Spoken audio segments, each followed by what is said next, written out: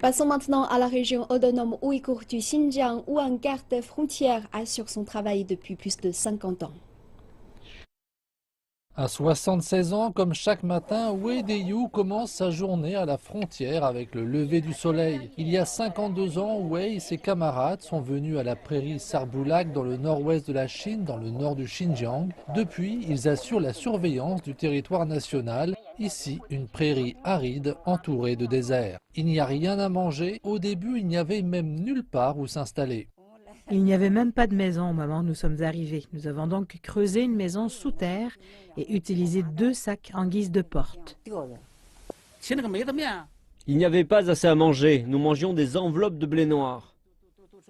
En 1981, de nombreuses familles présentes à l'origine ont commencé à s'éloigner, mais Wei a insisté pour rester en raison de l'engagement qu'il avait fait 18 ans auparavant. J'ai juré que je ne quitterai jamais cet endroit. Je sais que je suis quelqu'un de têtu. En fait, au plus profond de lui, Wei sait qu'il n'est pas si indispensable à cette terre, mais il craint que personne ne le remplace dans le cas où il partirait. Ma femme et moi avons déjà décidé de rester ici jusqu'à notre mort. Cette vie d'un demi-siècle de Wei en tant que garde-frontière n'aurait pas été possible sans le soutien de sa famille. Son épouse Liu Jiangrao dit qu'elle est arrivée pleine de nostalgie et d'envie. Mais au début, la terre aride et les conditions de vie difficiles ont brisé tous ses rêves romantiques.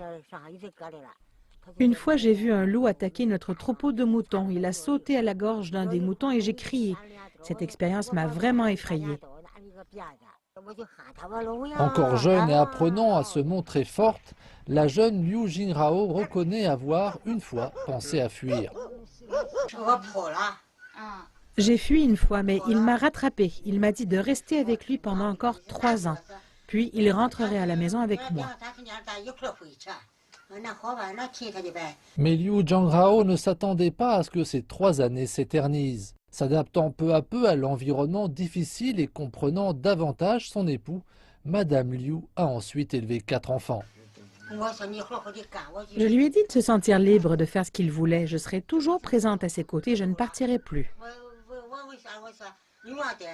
Bien que le couple ait conclu un accord, la vie à la frontière n'était pas facile pour leurs 4 enfants. Wei Xia et sa sœur Wei Ping évoquent un hiver effrayant.